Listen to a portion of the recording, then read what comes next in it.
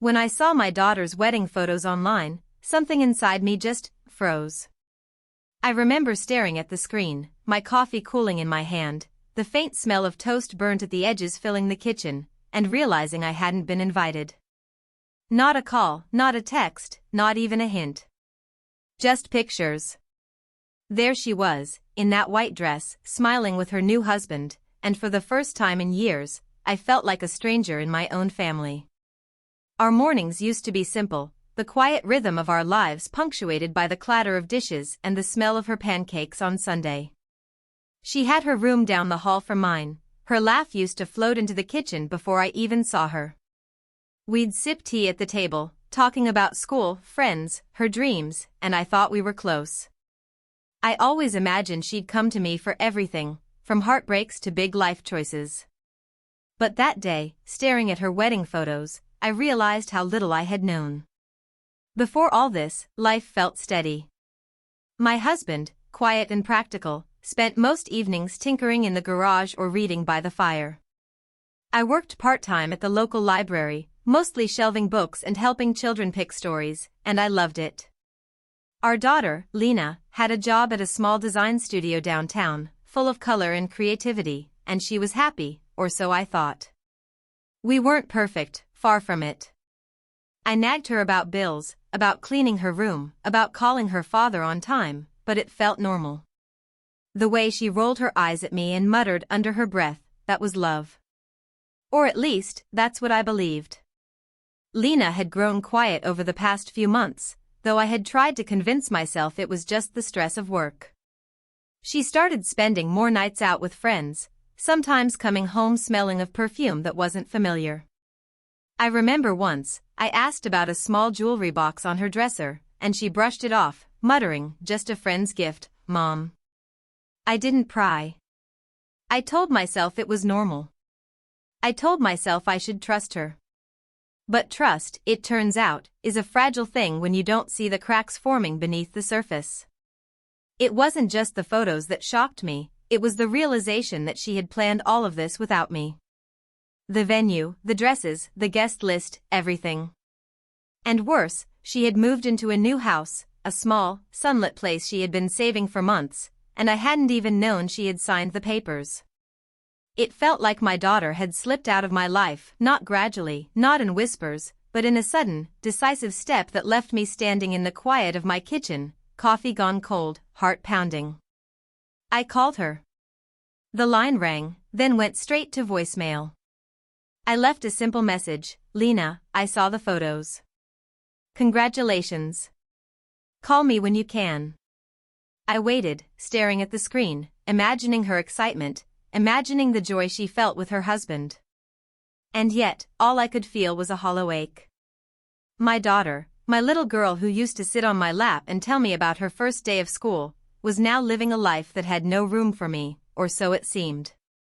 That night, sleep came fitfully.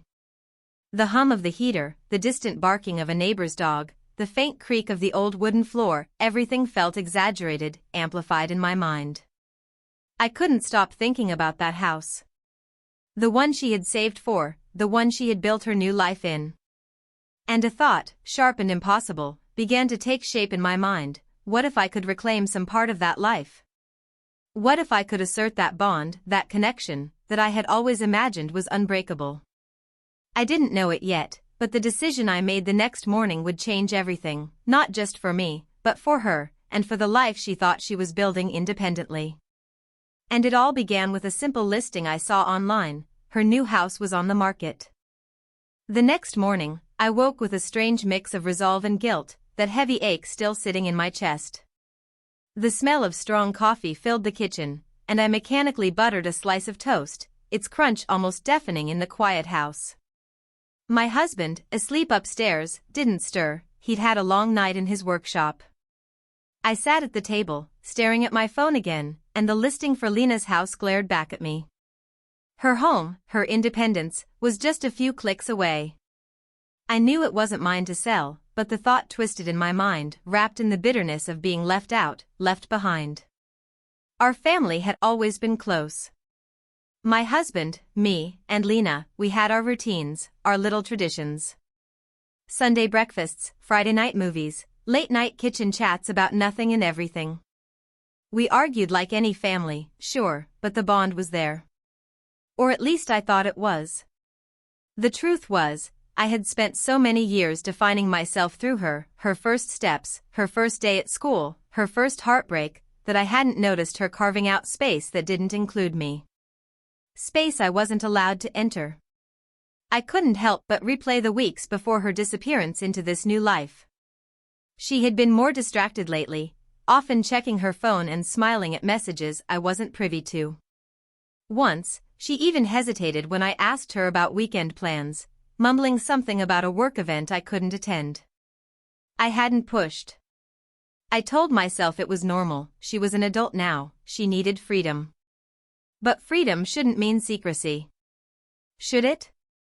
The line blurred, and I realized how little I actually knew about the life she was building. By midday, the urge to act had taken root. I knew I shouldn't, of course, any reasonable person would see that. Legally, morally, ethically, everything screamed that this was wrong. Yet, the wound of exclusion burned hotter than any rational thought. My mind began rationalizing in quiet, almost seductive whispers. Maybe she was too young to understand, maybe she had forgotten what we had, maybe this would teach her to remember me. I called the real estate agent listed on the site. My voice trembled slightly when I introduced myself as a friend of the family, though the tremor masked a flicker of daring excitement. The agent's cheerful tone, unaware of my true intentions, grated against my nerves. I asked questions I didn't really need answers to: the square footage, the fixtures, the year of construction, each detail somehow fueling the strange cocktail of grief and anticipation coursing through me. After the call, I went through Lena's old emails I had access to from her computer when she was younger. It wasn't spying, I told myself, it was research, understanding. And there it was, a pattern of independence, of decisions made without consulting me, signed off with polite but firm certainty. My daughter had truly moved on, and in a way, I realized, she had done it quietly, without malice, but with total disregard for my presence in her life. Evening came, bringing the familiar scent of rain on pavement through the open window. The house felt emptier than usual, echoing the absence I hadn't realized I had been ignoring.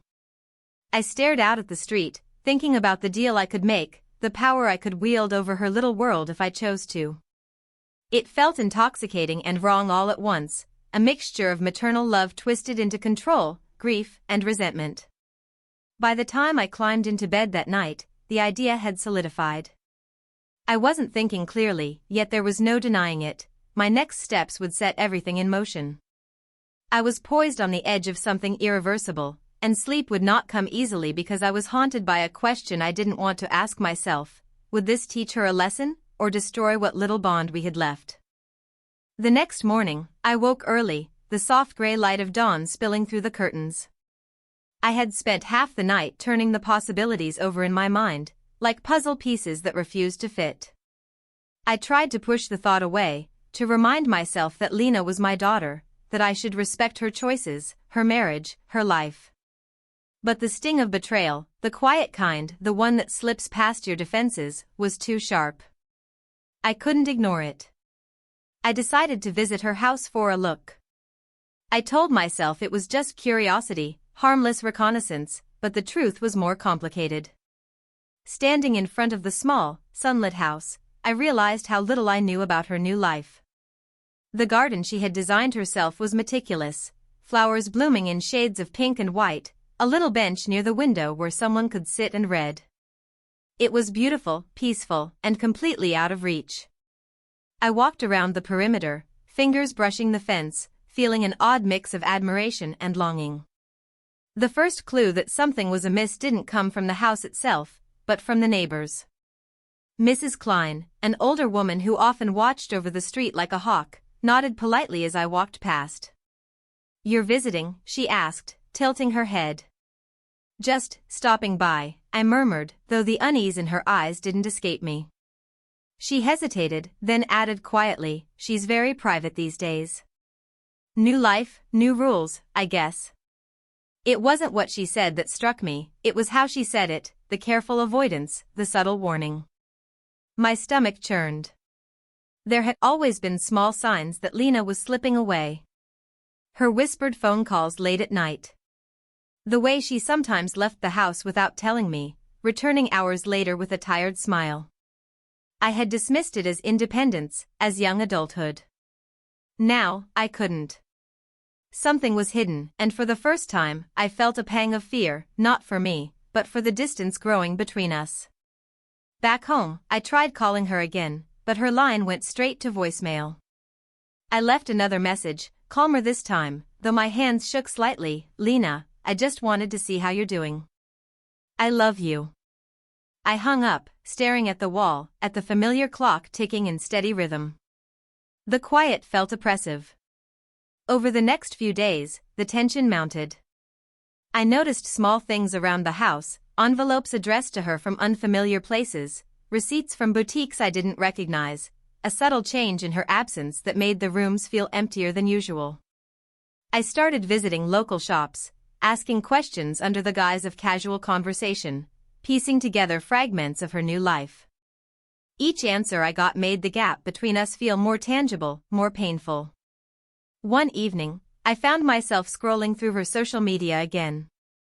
There it was, the proof I hadn't dared hope to ignore, another announcement, another post from friends congratulating her on the wedding. Comments flooded with love, laughter, excitement. And yet, not a single one from me. I realized, with a heavy weight settling over my chest, that I had been completely cut out of this chapter of her life. That night, I sat at the kitchen table, the dim light casting long shadows. I cradled a mug of lukewarm tea, thinking about how easy it had been for her to leave, for life to continue without me. I thought about the house, her sanctuary, her independence. And then the thought that had been forming for days, subtle, dangerous, almost imperceptible, took root fully. I could sell it. I could reclaim a part of her life, make her feel my presence in a way she hadn't considered. I shook my head, trying to banish the idea, but it lingered. The sense of power it gave me was intoxicating. It wasn't just about the house, it was about acknowledgement, about being seen, about reminding her that she hadn't escaped the bond we shared. But deep down, I knew it was reckless. Immoral, even. And yet, I couldn't stop thinking about it. The quiet house seemed to hold its breath with me that night, as if waiting to see what I would do next. I knew, with a certainty that both frightened and thrilled me, that whatever decision I made, nothing would ever be the same between us again. A week later, the reality of what I was about to do pressed down on me like a weight I couldn't shrug off. I sat at my desk, the soft hum of the overhead light filling the room, and went over the numbers again. Selling Lena's house would be simple on paper. I had the legal authority, technically. It was still under my name because of the way the purchase had been arranged months ago, a helping hand she had never questioned. That arrangement, innocent in intent, had become my loophole, my opportunity. I kept thinking about the wedding photos, about that serene smile on her face. And I felt it, an ache that was almost rage, almost sorrow, almost everything at once. How could she have celebrated this monumental moment without even a whisper to me? A daughter could move away, she could grow up, but to vanish so completely, leaving her mother to discover her life online, it felt like a betrayal. The next morning, I drove to the bank. My hands gripped the steering wheel so tightly they trembled. I imagined Lena's little desk by the window, her coffee mugs lined up neatly, the scent of her favorite vanilla candles lingering in the air. It hurt to think of it all being gone, her world erased in a few signatures. But I pushed that feeling aside. This wasn't just about the house, it was about respect, acknowledgement, about the principle that I mattered in her life. At the bank, the paperwork felt surreal in my hands. The agent, cheerful and oblivious, asked if I wanted to set a date for listing the house. I nodded, my voice calm, but my heart was racing. Every signature felt like crossing a line, yet every line I crossed made me feel more alive, more in control. I told myself I was teaching her a lesson, that this would make her see the bond we shared. But beneath it all, I knew there was no guarantee she would understand. it was possible she would hate me. By the time I returned home, the sale was initiated. A strange mixture of triumph and guilt swirled inside me.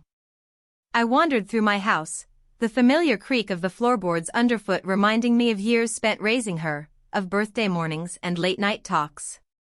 Was I doing the right thing? Or had I let my hurt and anger blind me? It was in the quiet of that evening that I received the first real confrontation. Lena's call came unexpected, trembling with confusion and fear. "Mom, what did you do?" she asked, voice shaking, words rushing over each other. I listed your house," I admitted, my tone deliberate but soft. "I wanted you to understand that disappearing from my life without a word has consequences." The silence on the other end was palpable, broken only by the sound of her deep, trembling breath. "Mom. I didn't mean to hurt you.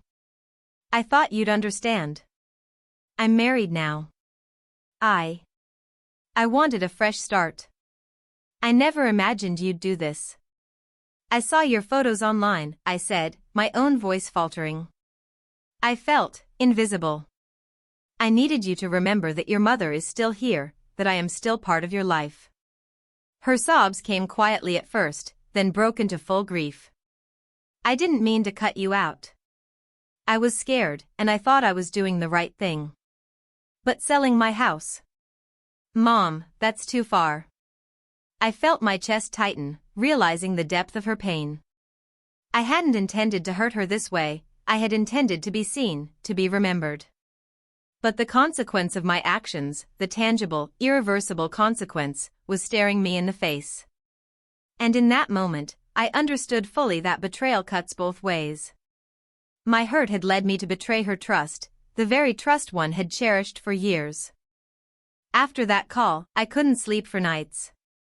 The house felt emptier than ever, though it was still mine, for now.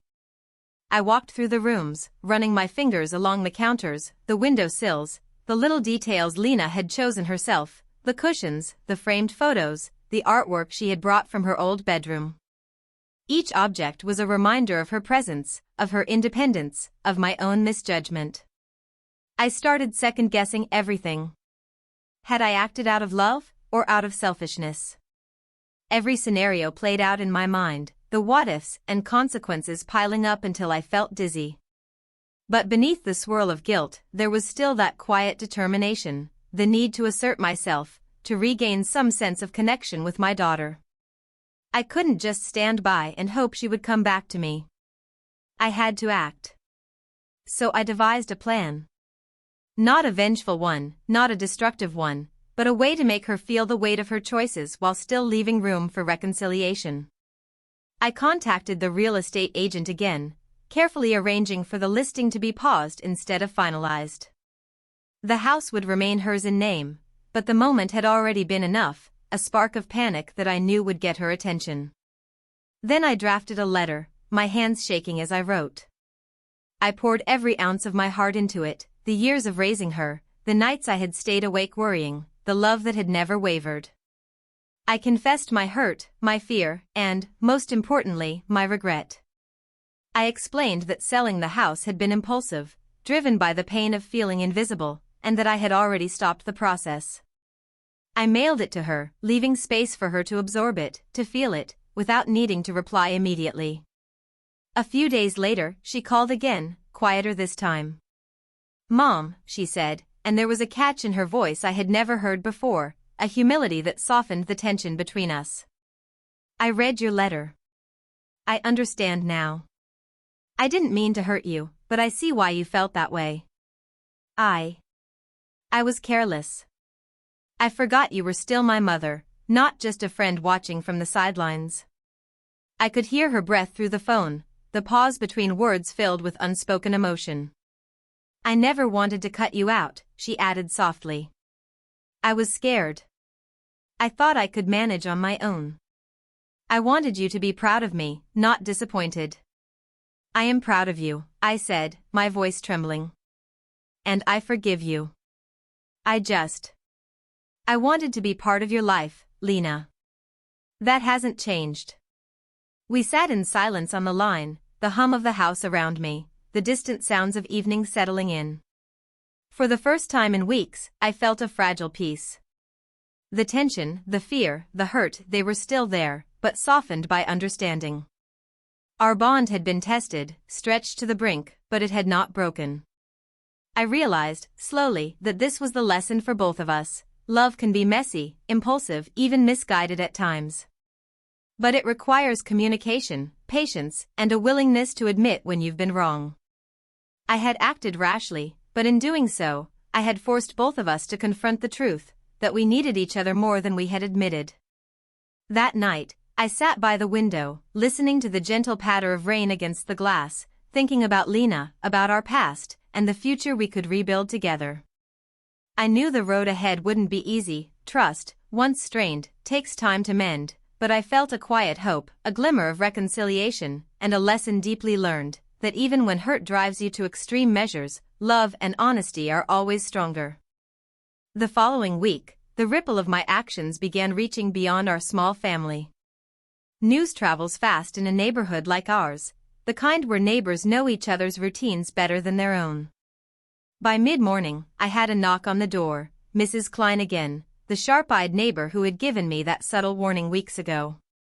"I heard about the house," she said carefully, arms crossed. Her voice wasn't accusatory, but it carried weight. "Are you okay?" "I'm fine," I said, forcing a calm I didn't feel. "It was a misunderstanding, and everything's been sorted." She studied me for a long moment, then nodded slowly. "Sometimes, family matters can get complicated. I hope it works out for the best." I closed the door and leaned against it, exhaling slowly. The whispers, the raised eyebrows, the curious glances, it was all inevitable. Word had already spread that I had tried to sell Lena's house.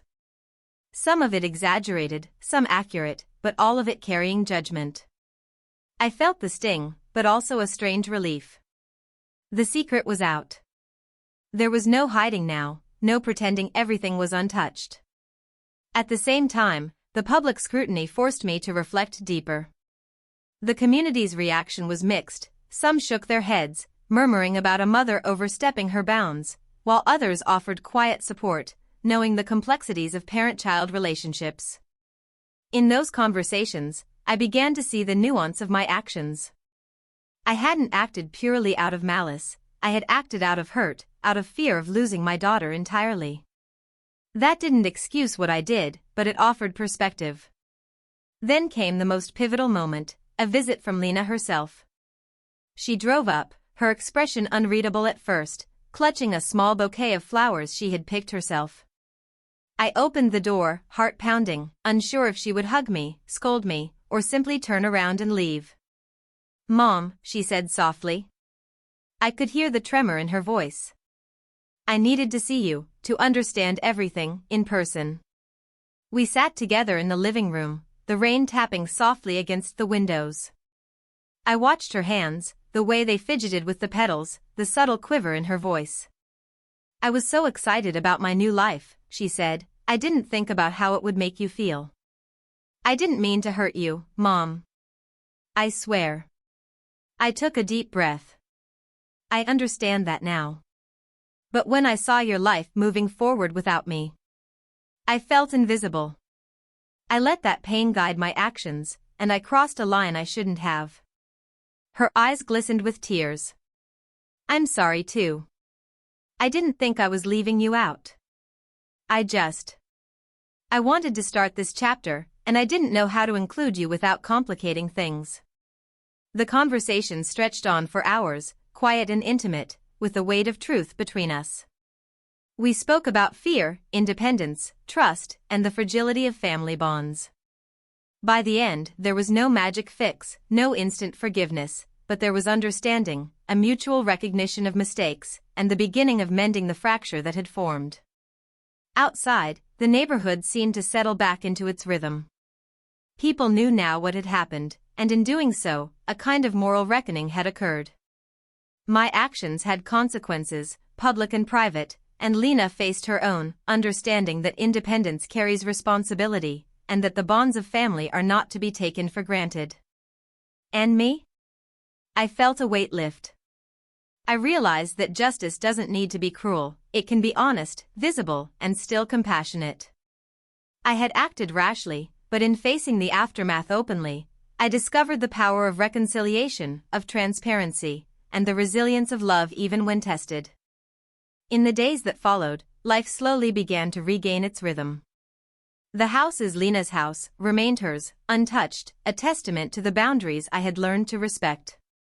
The sale had been paused, and in that pause, I found something I hadn't anticipated, a chance to rebuild, to heal, to reconnect.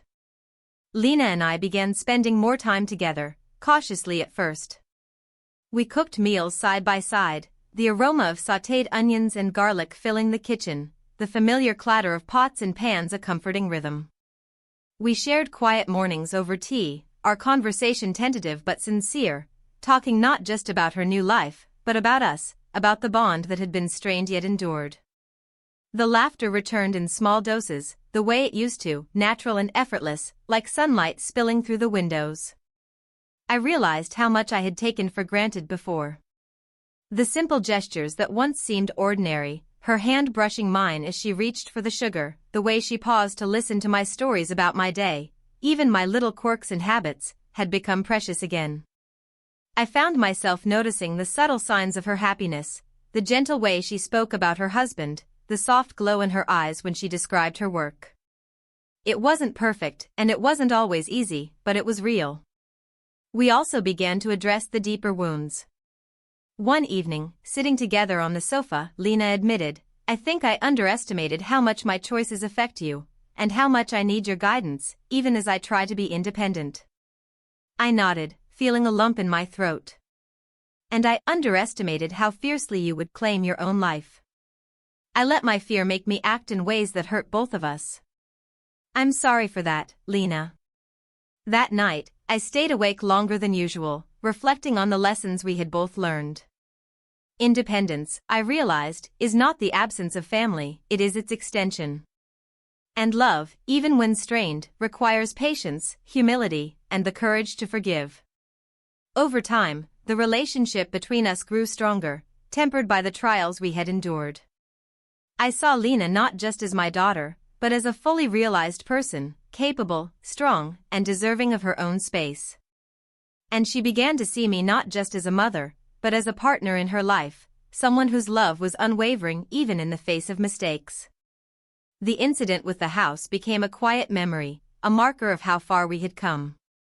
It taught both of us that mistakes can be powerful teachers, and that reconciliation requires honesty, accountability, and a willingness to face the consequences of one's actions. Looking back, I understand now that the pain, the fear, and even the anger I felt were all part of the process. They were reminders of how deeply we care, how fragile trust can be, and how easily we can forget the human need to communicate, to connect, and to be seen. And yet, despite everything, the warmth returned. The gentle hum of our home, the smell of dinner cooking, the quiet comfort of her presence, it all reminded me that life continues, even after betrayal, even after hurt. What mattered most was not the mistakes we made, but the steps we took afterward to repair them, to rebuild the bond that defines family. Now, when I sit by the window in the quiet evenings, listening to the distant hum of the neighborhood and the soft rustle of leaves in the wind, I think about how fragile family ties can be, and how resilient they are when nurtured. I look back on that time, the shock of discovering her wedding online, the rage and grief that led me to nearly cross a line I never imagined I would, and I understand that those moments of pain were part of a larger lesson. It taught me that love is not ownership. It's not about control, or proof, or making someone feel the weight of your feelings through drastic action. True love is patient, it's observant, it's forgiving. And sometimes, the greatest expression of love is knowing when to step back, to let the people you care about grow, even when it hurts.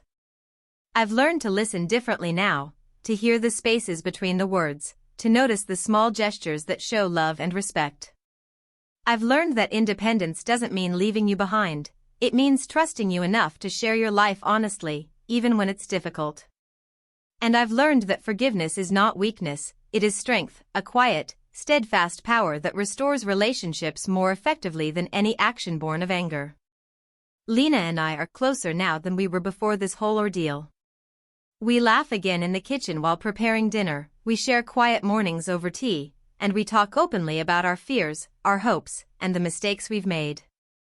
Our bond feels more balanced, more honest, more enduring. I see her not just as my daughter, but as a person navigating the complexities of adulthood, and I see myself not just as her mother, but as someone learning to let go, to trust, and to love without the need to control. Sometimes, I still remember the surge of panic and pain when I first saw those wedding photos. I remember the cold shock of realizing she had built a life without me. And I remember the brief, intoxicating thrill of thinking I could reclaim her world with a signature on a piece of paper. But I also remember the aftermath, the phone calls, the tears, the conversations that stretched into the night, and I see clearly now that those moments of connection, honesty, and understanding are what truly matter. To anyone watching this, I ask you to reflect, how often do we let pride or fear guide our actions in relationships? How often do we act first and think later, only to realize the hurt we caused could have been avoided with patience, honesty, and a little humility? Would you have done what I did, in that quiet kitchen, staring at wedding photos and feeling invisible? Or would you have found another way, a gentler way, to assert your love and presence without risking the bond itself?